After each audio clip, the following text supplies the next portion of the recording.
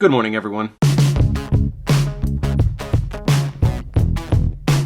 Welcome, everyone, to the fourth marking period. I hope you had a really good close to the third marking period and a good weekend. Look at all these blue ones that came up. All right, we're checking in on those two.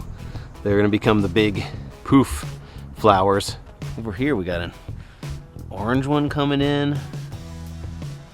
We got a few pink ones over there. Nice. So everything from the third marking period is behind us. The self-reflection is closed at this point. The ones that I've watched so far, good job. Everybody, I really appreciate you taking the time to really think about the work that you put in, the time you put in to the project, to the class, the assignments. The more you engage in it, the more you're going to learn. So as we go into the fourth marking period, the same is going to be true. Also, it has been great to see the completed picture of your final project, painted with the hooks in, sanded nice. I'm saving those to put those in a nice example folder for next year's students. Your projects are going to be the model projects, so great job everybody on that. So next time we're going to talk about the project we're going to be designing for the fourth marking period, and we'll begin to think of designs, and I'll go over everything with you. But I didn't know until today how many people were going to be in person or virtual for this marking period, and now that I have that information, we can better prepare for the coming weeks. However, for this project, we need to make sure that the entire CNC machine table is perfectly flat, which means it has to be resurfaced. Over time, as we put screws in and out of that table, as we screw things down, take them out, cut projects out, it gets a little bit uneven. And when you lay down a sheet of plywood, if it's not perfectly flat, you won't get accurate pocket or profile cuts, because it won't, when you set the zero, right, you get the little higher zero here on this side. You get what I'm talking about. So what we got to do is we have to have the cutter head flatten the whole table down so that no matter where you put the piece of wood, when you zero the bit, when you tell the machine where the top of the wood is, it knows that's the same all the way around. Very important. But this is kind of a long process. It took us a couple hours to get everything set up, cleaned up, cut out, cleaned up again. So we're going to level this table.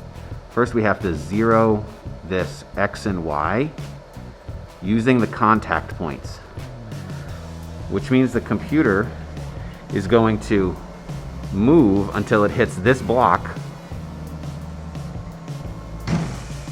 And now it knows that that is the front edge of the table.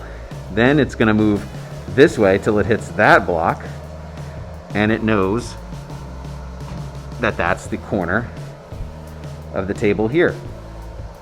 And that relocates the 0, 0 to be right here at the beginning of the whole table. That allows us to put a full sheet of plywood down and that be our 0, 0 starting point. Next, we're going to put this bit into the machine so that we can flatten this whole thing out. You can see all the texture. This is from a long time. We've done a lot of projects and it's cut a lot of grooves. So we're going to run a tool path that's going to flatten the table so that it's perfectly flat. The other thing we have to do is replace the collar, because this is only for those 1/4 inch bits that we've talked about, but this has a 1/2 inch. So this one's got a 1/4 inch, this one's got a 1/2 inch to accommodate the larger bit. And that's going to go, and that's going to get screwed in right here. Just like always, we have to tell the machine where the top of the deck is, where the top of the machine is. So we're going to zero out the Z.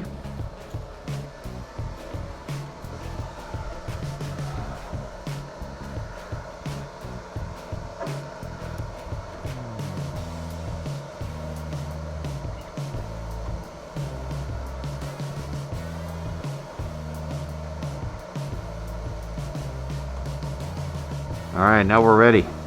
The other thing we have to do is we have to attach this dust collector broom, because this is going to create a lot of dust. This is MDF, so it's going to make a lot of really fine dust, and we need to be able to pull it up into the dust collector, which I'll have to empty after this run because it's going to create so much dust. So you can see it's going to go around the perimeter first, and it's only taking off that much you can see that little tiny bit. It'll take off just that little thin layer across the whole top.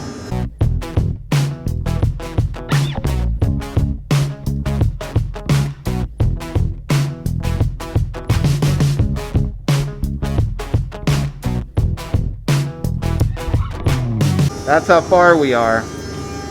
Still got to get all the way around to the center. As you can see, it goes every turn, it goes in a little bit and then continues. And then comes around, goes in a little bit to the next line and continues.